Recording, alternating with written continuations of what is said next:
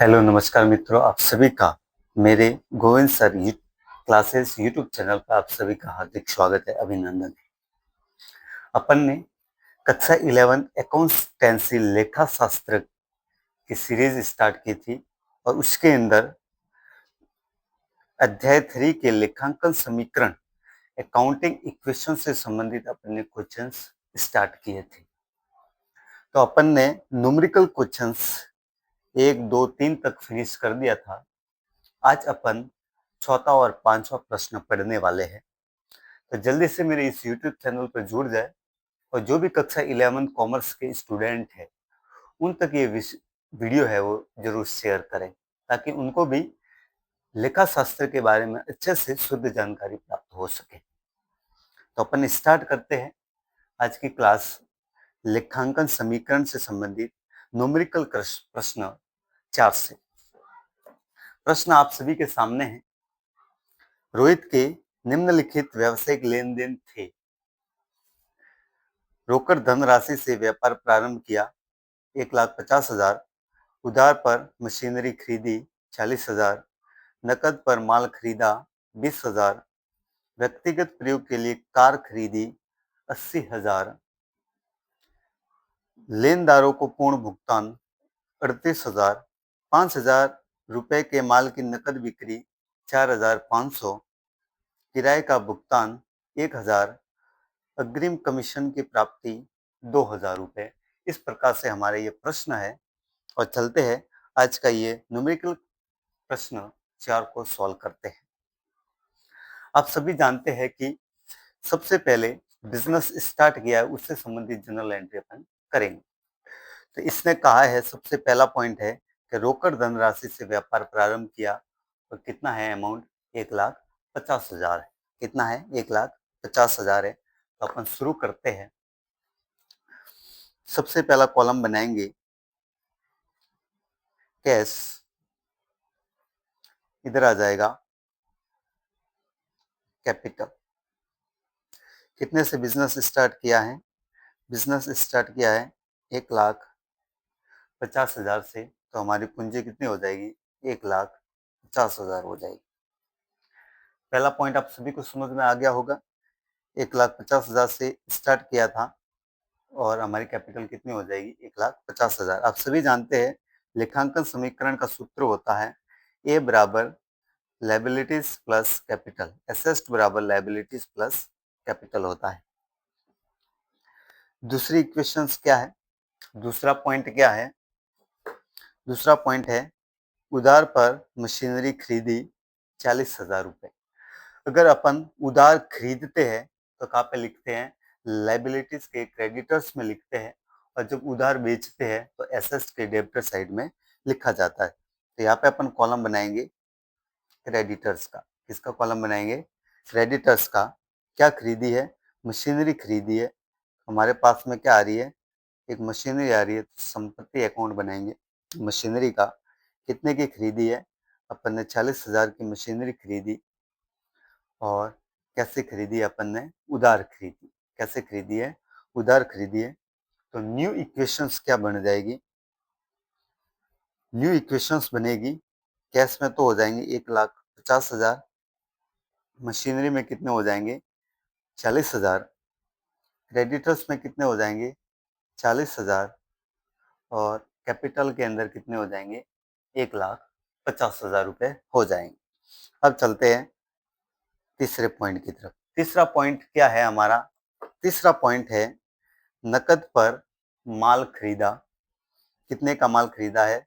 20,000 का अपन ने माल खरीदा है। और कैसा माल खरीदा है? कैश खरीदा है। तो कैश 20 में से कम हो जाएंगे और अपने पास में क्या आया है? स्टॉक आया है। तो स्टॉक का कॉलम बनाएंगे और स्टॉक के अंदर कितने करेंगे? 20,000 ऐड कर देंगे। 20 में से 20 गए तो कितने बचे? 0 बचा, यानी कि कैपिटल पर किसी भी प्रकार का कोई भी प्रभाव नहीं पड़ रहा है। तो न्यू इक्वेशंस क्या हो जाएगी? न्यू इक्वेशंस हो जाएगी 1,50,000 में से 20,000 चले गए, कितने बचे? 1,30,000 बचेंगे। मशीनरी के अंदर कितने हो जाएंगे? 40,000। स्टॉक के अंदर कितने हो जाएंगे? 20,000 बराबर क्रेडिटर्स कितना हो जाएगा? 40,000 और पूंजी कितनी हो जाएगी 1,50,000 रुपए। पॉइंट कहता है कि व्यक्तिगत प्रयोग के लिए कार खरीदी, कितने की खरीदी है 80,000 की खरीदी है। आप सभी जानते हैं कि जब व्यक्तिगत प्रयोग आता है तो अकाउंटिंग के अंदर कौन से शब्द का प्रयोग किया जाता है, ड्राइंग शब्द का प्रयोग किया जाता है। तो कितने की कार खरीदी है व्यक्तिगत प्रयोग के लिए 80,000 रुपए, तो अपने कैश में से 80,000 रुपए लेस कर देंगे और कैपिटल में से 80,000 रुपए क्या कर देंगे, लेस कर देंगे।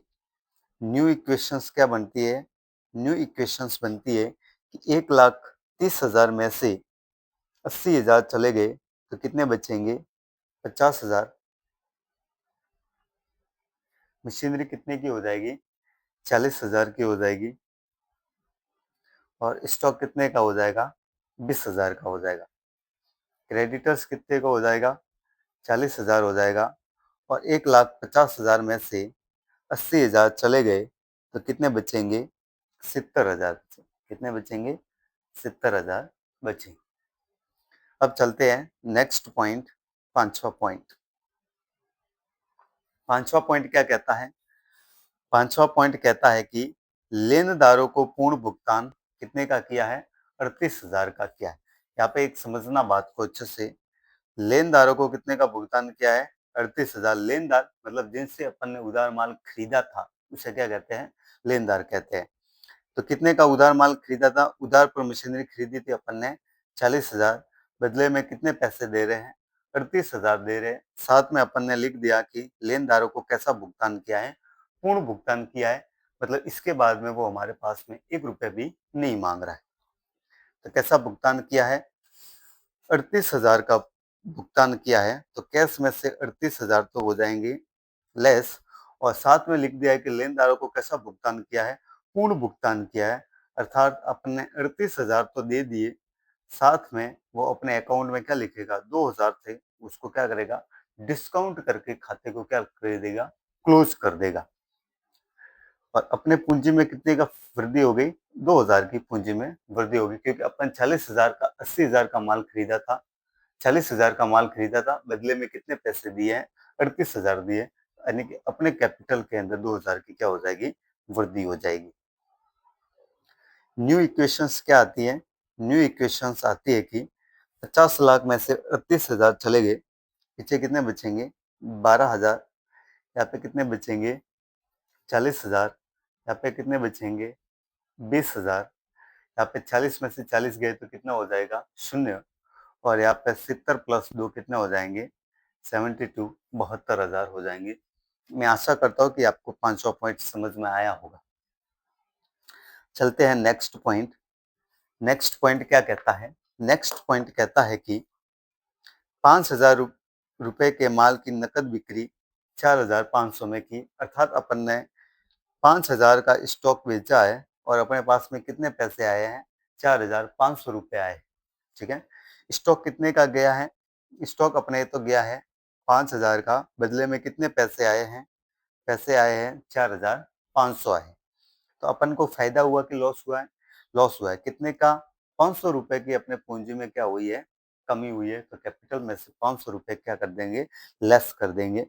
अब देखते हैं न्यू इक्वेशंस क्या आती है कि 12,000 में 4,500 जोड़ दिए तो कितने हो जाएंगे 16,500 हो जाएंगे, प्लस मशीनरी कितने की है 40,000, स्टॉक कितना हो जाएगा 20 में से 5 गए तो 15,000,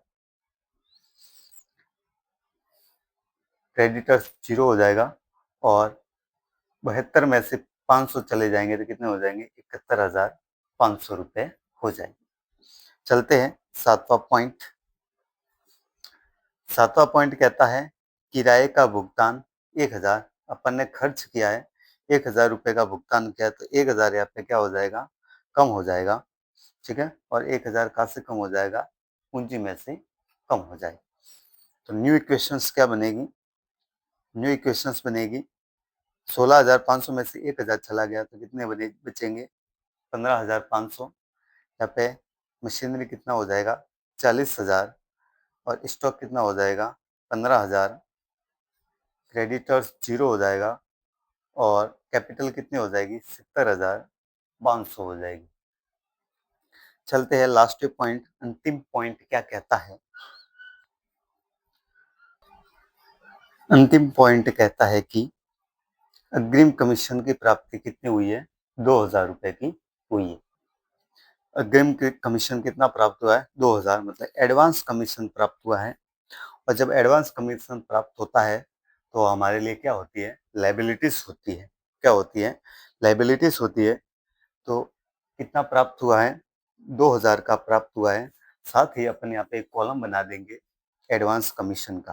किसका कॉलम बना देंगे, एडवांस्ड कमीशन रिसीव का क्या बना देंगे, कॉलम बना देंगे। और कितना प्राप्त हुआ है एडवांस कमीशन, एडवांस कमीशन प्राप्त हुआ है अपन को 2,000 रुपए। ठीक है, तो फाइनल इक्वेशंस क्या आती है, फाइनल इक्वेशन हमारे बीच में आती है कि कैश कितना हो जाएगा 17,500, मशीनरी कितनी हो जाएगी 40,000, स्टॉक कितना हो जाएगा 15,000, एडवांस कमीशन रिसीव कितना हो जाएगा 2,000, क्रेडिटर्स कितना हो जाएगा 0 और कैपिटल कितनी हो जाएगी 70,500। अब देखते हैं कि हमारा क्वेश्चन सही है कि नहीं है। तो उसकी चेक करने के लिए आपको क्या करना पड़ेगा, एसेस्ड बराबर लायबिलिटीज प्लस कैपिटल करना पड़ेगा। एसेस्ड में कैश कितना है 17,500, मशीनरी कितनी है 40,000, स्टॉक कितना है 15,000 बराबर लायबिलिटीज के अंदर कमीशन रिसीव कितना है एडवांस 2,000, क्रेडिटर्स 0 और कैपिटल कितनी है 70,500। इन सब का योग करते हैं तो कितना आता है, इन सब का योग आता है 72,500 और इन दोनों का योग कितना आता है 72,500 आता है। मतलब अपन ने न्यूमेरिकल क्वेश्चंस जो चार सॉल्व किया है वो कैसा है, हमारा एकदम करेक्ट है। और मैं आशा करता हूँ कि आपको ये प्रश्न अच्छे से समझ में आया होगा। अब चलते हैं 5 प्रश्न की तरफ। अपन ने चौथा प्रश्न अच्छे से सॉल्व किया है। अब देखते हैं 5वां प्रश्न क्या है। 5वां प्रश्न है, नकद धनराशि से व्यापार प्रारंभ किया 1,20,000, नकद माल खरीदा 10,000, प्राप्त किराया 5,000, बकाया वेतन 2,000 रुपए, पूर्वदत्त बीमा 1,000 रुपए, ब्याज प्राप्त 1,700 रुपए, माल का नकद विक्रय लागत 5,000 और 7,000 रुपए, आज से माल नष्ट 500 रुपए। तो स्टार्ट करते हैं। आप सभी जानते हैं कि एसेट्स बराबर क्या होता है, लायबिलिटीज प्लस कैपिटल होता है। तो अपन ने बिजनेस कैश से स्टार्ट किया है, तो कैश अकाउंट बराबर क्रेडिटर प्लस कैपिटल। कितने से बिजनेस स्टार्ट किया है, बिजनेस स्टार्ट किया है 1,20,000 रुपए से स्टार्ट किया है। तो पहली इक्वेशन क्या कहती है, बिजनेस अपन ने 1,20,000 से स्टार्ट किया बराबर कैपिटल के अंदर कितने हो जाएंगे 1,20,000 रुपए। दूसरा पॉइंट है, नकद माल खरीदा, कितने का खरीदा है 10,000 रुपए का खरीदा है। तो यहाँ पे अपन स्टॉक का एक और कॉलम बना देंगे। कितने का स्टॉक हमारे पास में आया है 10,000 का स्टॉक आया और नकद खरीदा है तो 10,000 अपने कैश में से चले गए। 10 में से 10 गए तो जीरो, पूंजी पर कोई भी प्रभाव नहीं पड़ रहा है। न्यू इक्वेशंस क्या कहती है, न्यू इक्वेशंस कहती है कि 1,20,000 में से 10,000 चले गए, 1,00,000 कितने बचेंगे 10 बचेंगे। स्टॉक के अंदर कितना हो जाएगा 10,000 बराबर कैपिटल के अंदर कितना हो जाएगा 1,20,000। नेक्स्ट पॉइंट कहता है, प्राप्त किराया, कितने का किराया प्राप्त हुआ है 5,000 का किराया प्राप्त हुआ है। कितने का किराया प्राप्त हुआ है, तो कैश के अंदर 5,000 प्लस कर देंगे और कैपिटल के अंदर 5000 क्या कर देंगे, प्लस कर देंगे। तो न्यू इक्वेशंस क्या बनेगी, न्यू इक्वेशंस बनेगी 1,10,000 प्लस 5000 कितने हो जाएंगे, 1,15,000। स्टॉक कितना हो जाएगा, 10,000। क्रेडिटर्स अभी 0 है, पूंजी कितनी हो जाएगी, 1,25,000। चौथा पॉइंट क्या है, चौथा पॉइंट कहता है बकाया वेतन कितने का है, 2,000 रुपए का। कितने का है, 2,000 रुपए। आउटस्टैंडिंग क्या है, आउटस्टैंडिंग सैलरी। बकाया वेतन हो, ठीक है, या अग्रिम हो, पूर्वदत्त हो, इस सब का क्या बनाया जाता है, पर्टिकुलर एक कॉलम बनाया जाता है। अगर हमारा दायित्व है तो उसको लायबिलिटी साइड में लिखेंगे और संपत्ति है तो उसको कहाँ पे लिखेंगे, उसको लिखेंगे एसेट साइड में। तो बकाया वेतन है, अभी तक दिया नहीं है, देना बाकी है। तो आउटस्टैंडिंग सैलरी के अंदर कितने लिख देंगे, 2,000 रुपए, और बाद में इसको देना पड़ेगा। तो पूंजी में से 2,000 रुपए क्या कर देंगे, लेस कर देंगे। क्या कर देंगे, लेस कर देंगे। क्रेडिटर्स अभी हमारे पास में क्या है, शून्य है, अपन ने पहले से एडवांस कॉलम बना दिया है, ठीक है। अब देखो न्यू इक्वेशंस क्या होती है, न्यू इक्वेशंस बनती है कैश में 1,15,000, स्टॉक कितना हो जाएगा, 10,000। आउटस्टैंडिंग सैलरी कितनी हो जाएगी, 2,000। क्रेडिटर्स अभी 0 है, और कैपिटल कितना हो जाएगा, 1,23,000। कितना हो जाएगा, 1,23,000। पांचवा पॉइंट क्या है, पांचवा पॉइंट है पूर्वदत्त बीमा। कितना है, 1,000 रुपए पूर्वदत्त बीमा है। प्रीपेड इंश्योरेंस है, प्रीपेड इंश्योरेंस संपत्ति के पक्ष में आएगा। प्रीपेड इंश्योरेंस कितने का है, प्रीपेड पहले से अपन ने इसको पेड कर दिया है, भुगतान कर दिया है इसका। प्रीपेड का मतलब है पहले से इसको अपन ने पूंजी में से क्या कर दिया है, कम कर दिया है। तो यहाँ पे क्या हो जाएगा, पूंजी के अंदर प्लस हो जाएगा, ठीक है। एडवांस में भुगतान कर दिया था, इसलिए क्या हो जाएगा, पूंजी के अंदर जुड़ जाएगा। न्यू क्वेश्चंस क्या कहती है, न्यू क्वेश्चंस कहती है 1,15,000, स्टॉक कितना हो जाएगा, 10,000। इंश्योरेंस कितना हो जाएगा, 1,000। Outstanding salary 2,000। क्रेडिटर्स 0 है अभी, और पूंजी कितनी हो जाएगी, 1,24,000 हो जाएगी। कितनी हो जाएगी, 1,24,000 हो जाएगी। आगे चलते हैं, छठी इक्वेशंस क्या है, 6 इक्वेशंस है। ब्याज प्राप्त 700 रुपए। कितने का ब्याज प्राप्त हुआ है, 700 रुपए का ब्याज प्राप्त हुआ है। 700 कैश के अंदर ऐड हो जाएंगे, और 700 है वो कैपिटल के अंदर ऐड हो जाएंगे। तो न्यू इक्वेशंस क्या बनेगी, न्यू इक्वेशंस बनेगी 1,15,700, यहाँ पे कितने हो जाएंगे, 10,000। यहाँ पे कितना हो जाएगा, 1,000। 2,000 0 प्लस 1,24,700। यहाँ तक आपको समझ में आ गया होगा। सातवां पॉइंट है माल का नकद विक्रय। माल का नकद विक्रय 5,000। 5,000 का माल था जिसकी लागत थी, कितने में अपने बेचा है, 7,000 रुपए में बेचा है। यानी कि अपने पास में जो कैश आया है, कैश कितना आया है, 7,000 आया है। साथ में अपने स्टॉक में से कितना कम हुआ है, 5,000 कम हुआ है। साथ में से दोगे तो 5,000 प्लस के, यानी कि कैपिटल के अंदर 5,000 की क्या हो रही है, वृद्धि हो रही है। न्यू इक्वेशंस क्या बनती हैं, 1,15,700 प्लस 5,000 कितने हो जाएंगे, 7,000 ये हो जाएंगे 1,22,700 प्लस 5,000 प्लस 1,000 बराबर कितना हो गया 2,000 प्लस 0 प्लस 1,26,700। आठवां पॉइंट अंतिम पॉइंट है। लास्ट पॉइंट कहता है कि आग से माल नष्ट हुआ है। कितने का नष्ट हुआ है 500 का माल नष्ट हुआ है। तो 500 स्टॉक में से लेस हो जाएंगे। स्टॉक कम हुआ है 500 और 500 अपनी पूंजी में से कम हो जाएंगे। फाइनल इक्वेशंस क्या हो जाएगी?